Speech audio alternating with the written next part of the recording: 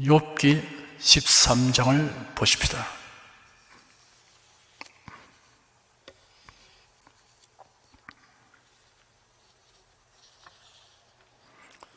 뜻밖의 재난을 당하여 극심한 고통 중에 있는 욥에 대한 소식을 들은 그의 친구들이 찾아왔습니다. 그들은 모두 당대 뛰어난 지식과 지혜를 가진 현자들이었습니다. 욥의 참상을 목격한 그들은 위로하기보다 충고하기 시작했습니다. 그들의 논지는 거의 일치하였습니다. 욥이 이 같은 고난을 당하는 것은 죄를 지은 까닭이라고 지적하면서 회개를 촉구하였습니다. 욥은 하나님 앞에서 의롭다고 주장할 수 있는 사람이 없음을 인정하지만 자신이 당하는 고난이 자신이 범한 죄 때문이라는 지적에 대해서는 인정할 수 없었습니다. 욥은 하나님을 경외하며 악에서 떠난 생활을 하려고 누구보다 애써왔기 때문입니다. 이러한 점에서는 그의 친구들보다도 더 낫다는 것을 자신할 수 있었습니다.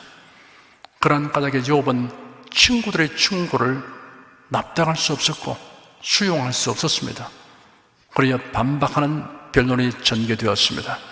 엘리바스와 욥의 논쟁과 빌닷과 욥의 논쟁이 있었고 다음으로 소바라의 충고에 대한 욥의 답변이 이어지고 있습니다. 12장과 함께 13장 역시 소바라의 변론에 대한 답변이면서 동시에 세 친구들의 주장을 모두 반박하는 욥의 변론입니다. 1절, 2절, 2절을 읽겠습니다. 나의 눈이 이것을 다 보았고 나의 귀가 이것을 듣고 통달하였느니라. 너희 아는 것을 나도 아노니 너희만 못한 내가 아니니라. 욥은 자연과 역사를 통하여 나타난 하나님의 주권적 통치와 지혜와 능력에 대하여 단순히 이론적인 지식이 아니라 체험적으로 잘 알고 있다고 말했습니다. 이러한 지식에 있어서는 그의 친구들보다 자신이 더 많이 알고 있다고 주장했습니다. 욥이 친구들을 비하하고 자신을 자랑하려고 하는 뜻에서 하는 말이 아닙니다. 친구들의 충고를 들어보니 그들이 욥을 마치 무지하고 우매한 자처럼 취급하고 있기 때문에 반박하는 말을 하는 것입니다. 3절 한 절 읽겠습니다. 참으로 나는 전능자에게 말씀하려 하며 하나님과 변론하려 하노라. 욥은 자신이 겪고 있는 고난에 대하여 친구들과 더 이상 변론하기를 원치 아니했습니다. 고난은 죄에 대한 하나님의 징벌이므로 감내하고 회개하라는 단순 논리로는 설명이 되지 않는다는 것을 욥이 알게 되었습니다. 그가 알지 못하는 하나님의 뜻이 무엇인가를 알기 원했습니다. 이를 알기 위해 모색하는 데에는 친구들과의 논쟁은 의미가 없다고 단정하고 하나님과 직접 변론하기를 원했습니다. 4절 한 절 읽겠습니다. 너희는 거짓말을 지어낸 자여 다 쓸데없는 의원이니라. 욥은 친구들의 충고에 대하여 신랄하게 비판하였습니다. 너희들은 잘 알지도 못하면서 떠벌리는 거짓말쟁이며 환자의 병에 대하여 알지도 못하면서 아무렇게나 처방하는 쓸모없는 돌팔이 의사라고 사정없이 비난했습니다. 인간의 철학과 사상으로 하나님에 관하여 논쟁하는 것들은 모두 악이 없는 거짓말에 불과합니다. 가설과 추리일 뿐입니다. 인간이 만든 종교들은 모두 돌팔이 의사들의 진단과 처방 같습니다. 제대로 알지도 못하면서 진단하고 처방하는 것입니다. 돌팔이 의사들은 환자의 병을 더 위중하게 만듭니다. 마가복음 5장에는 혈루증 여인에 관한 기사가 이렇게 기록되어 있습니다. 12회를 혈루증으로 앓는 한 여자가 있어 많은 의원에게 많은 기름을 팔았고 있던 것도 다 흡입하였을 때 아무 효험이 없고 도리어 더 중하여졌던 차에 예수의 소문을 듣고 무리 가운데 섞여 뒤로 와서 그의 옷에 손을 대니 이는 내가 그의 옷에만 손을 떼어도 구원을 얻으리라 하밀더라. 이에 그의 혈루 근원이 곧 마름에 병이 나은 줄을 몸에 깨달으니라. 많은 어군에게 많은 괴로움을 받았고 있던 것도 다 허비하였을 때 아무 효험이 없고 도리어 더 중하여졌다는 설명에는 이 여인이 겪어야 했던 육체적, 정신적, 경제적 고통이 잘 요약되어 있습니다. 고대 이집트에서 기록된 유명한 의학서적 파피루스 에버저에는 머리가 휘어지는 것을 예방하기 위해서는 기름에 끓인 검은 송아지 피나 방울뱀의 기름을 바르라. 탈모병의 치료에는 6가지 기름을 섞어서 바를 것이니 말, 하마, 악어, 고양이, 뱀, 야생 염소의 기름을 바르고 효과를 강화시키려면 당나귀 이빨을 꿀 속에 갈아서 바르라. 독사에 물린 사람을 치료하려면 우상의 머리 위로 부어내린 마법의 물을 마시게 하라 라고 적혀 있습니다. 가시나 파편이 살 속에 박힌 경우는 벌레의 피나 당나귀의 똥을 바르도록 처방했습니다. 똥 속에는 파상풍을 일으키는 인자가 가득하여 이로 인한 사망률이 높았습니다. 당시의 선진국인 애굽의 의학이 이런 정도였습니다. 모세는 왕실에서 자라며 교육을 받았습니다. 성경에 보면 애국 사람이 학술을 다 배웠다라고 하였습니다. 그런데도 성경의 모세 오경에 기록된 질병 예방법에는 이런 것이 전혀 기록되지 아니었습니다. 성경에 어긋나는 인간의 철학이나 사상이나 교훈에서 비롯된 우상 종교와 미신과 이단 사설은 속이는 것에 불과합니다. 그것을 가르치는 자들은 쓸데없는 일을 하는 자들입니다. 5절 한 절 읽겠습니다. 너희가 잠잠하고 잠잠하기를 원하노라. 이것이 너희의 지혜일 것이니라. 욥은 친구들에게 잘 모르면 가만히 입 다물고 있는 것이 지혜로워 보일 것이다 라고 비꼬아 충고했습니다. 입 다물고 있으면 무식이 탄로나지는 않을 터인데 괜히 입을 열었어 너희의 무식이 드러나게 되었다라고 공박하는 것입니다. 6절에서 8절까지 읽겠습니다.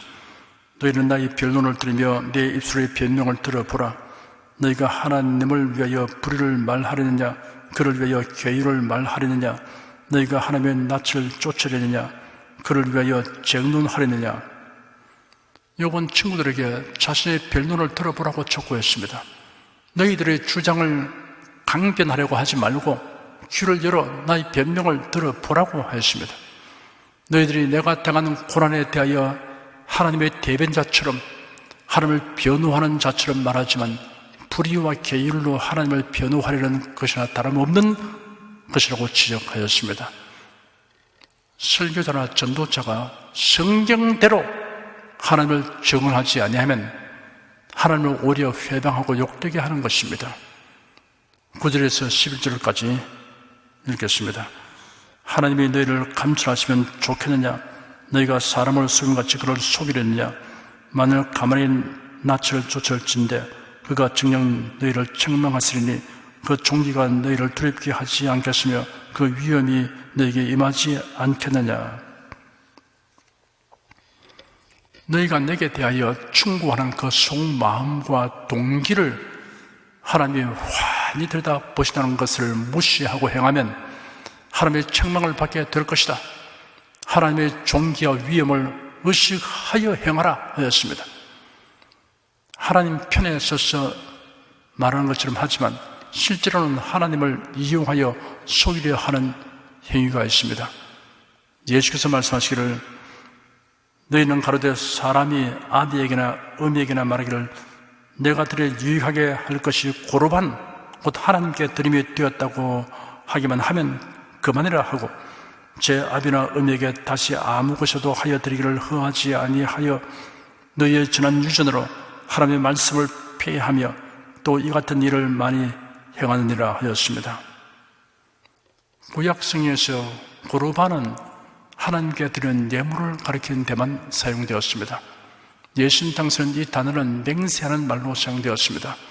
부모나 다른 사람에게 어떤 물건을 주기 싫으면 고르반이라고 하여 자기 행위를 정당화하는 사람들이 생겨나는 것입니다. 이런 행위는 탐심에서 나온 것입니다. 11조에 대해 비판하는 사람들의 의도 역시 폐일은하고 탐심에서 나온 것입니다. 11조를 율법으로 여길 것이 아닙니다. 하나님을 향한 감사와 신뢰의 표현으로 여겨야 합니다. 11조 그 이상으로 드릴 수 있는 형편이 되기를 소원하는 성도가 되어야 합니다. 12절 한 절 읽겠습니다. 너희 격언은 저 같은 속담이요 너희 방언한 것은 토성이니라. 욥은 친구들의 충고와 교훈을 두 가지 비유적 표현으로 헐뜯고 깎아내렸습니다. 재 같은 속담이라고 했습니다. 귀중한 가치를 지닌 것도 불타서 재가 되어버리면 무가치하게 됩니다. 친구들의 교훈이 무의미하고 무가치하다고 평가하는 것입니다. 토성과 같다고 하였습니다. 돌이나 벽돌로 쌓은 성과 달리 흙으로 쌓은 성은 공략당하면 쉽게 무너집니다. 친구들의 교훈은 토성처럼 허점이 많은 것이라고 표명하는 것입니다. 13절, 14절, 2절 읽겠습니다. 너희는 잠잠하고 나를 버려두어 말하게 하라. 무슨 일이 임하든지 내가 당하리라. 내가 어찌하여 내 살을 내 이로 물고 내 생명을 내 손에 두겠느냐. 욥의 강도 높은 반박과 질책에 접한 친구들의 태도가 크게 술렁인 것으로 보입니다. 그래야 욥은 친구들에게 내가 당하는 고난을 너희와 나누려고 하지 않으니 내가 무슨 말을 하든지 상관하지 말라고 하였습니다. 욥은 어떤 대가를 치르더라도 자신이 하고 싶은 말을 하나님께 구하겠다는 결연한 의지를 표명하였습니다. 15절 한 절 읽겠습니다. 그가 나를 죽이시리니 내가 소망이 없노라. 그러나 그의 앞에서 내 행위를 변백하리라. 욥은 죽음을 앞에 둔 상황이지만 하나님께 소망을 두고 자신의 무고함을 변호하겠다고 말했습니다. 자신이 하나님 앞에 의롭다는 주장을 하려는 것이 아닙니다. 자신이 고난당하는 것이 자신의 죄로 인한 징벌이 아닌 것을 명백히 드러내겠다는 뜻입니다. 16절 한 절 읽겠습니다. 사국한 자는 그의 앞에 이르지 못하느니 이것이 나의 구원이 되리라. 하나님을 부정하고 불경건한 사람은 하나님 앞에 나아가지 못했지만 욥 자신은 하나님을 경외하며 경건하게 살려고 애써왔기 때문에 하나님 앞에 나아가 자신에 대해 변론할 수 있다고 자신하였습니다.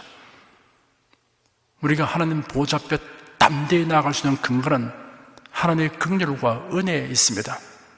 히브리서 4장 16절에 기록기를 그러므로 우리가 긍휼 말씀을 받고 때를 따라 돕는 은혜를 얻기 위하여 은혜의 보좌 앞에 담대히 나아갈 것이라 하였습니다. 17절에서 19절까지 읽겠습니다. 너희는 들으라. 내 말을 들으라. 나의 설명을 너희 귀에 담을지니라. 보라, 내가 내 사정을 진술하였거니와 내가 스스로 의로운 줄 아노라. 나와 변론할 자 누구이랴. 그러면 내가 잠잠하고 기운이 끊어지리라. 욥은 친구들에게 자신의 변론을 경청해 주기를 요청하였습니다.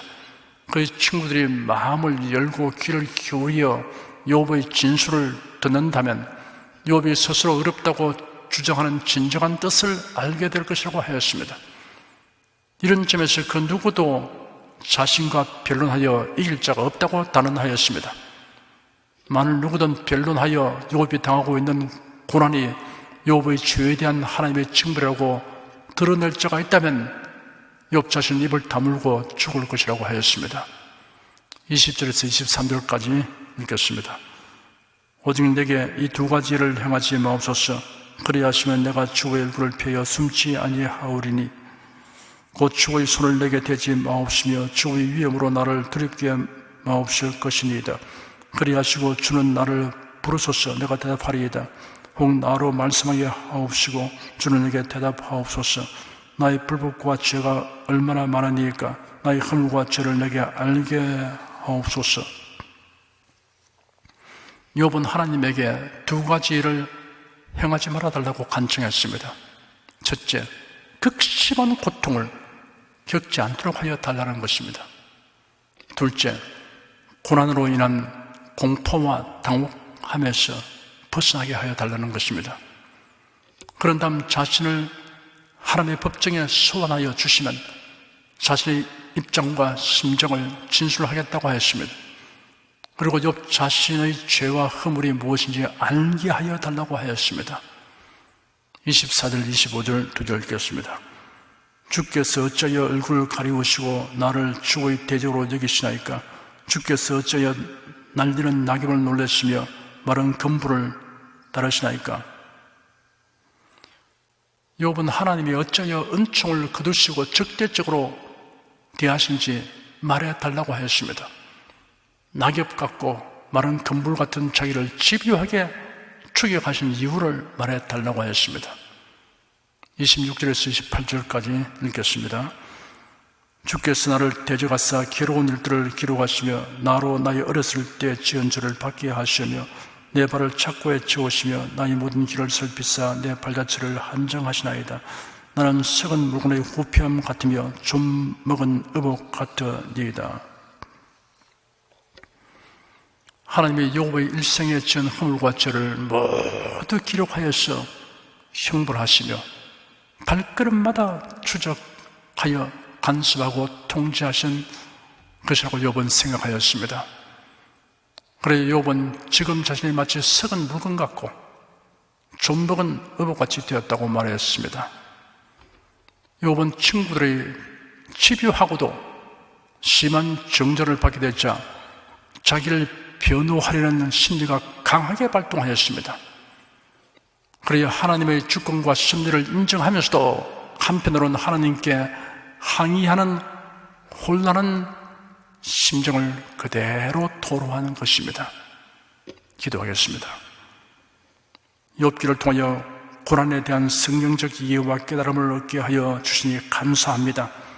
최종의 승리와 영광이 하나님을 경외하는 자를 위해 예비되어 있음을 수많은 사례를 통하여 그리고 하나님이 언약으로 우리에게 알고 확신하게 하시기 때문에 이러한 결혼을 통하여 현실을 해석하고 견디며 소망을 가질 수 있게 하여 주신 하나님께 감사드립니다.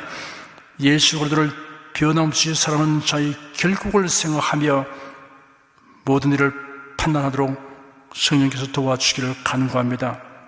예수님 이름으로 기도드립니다. 아멘.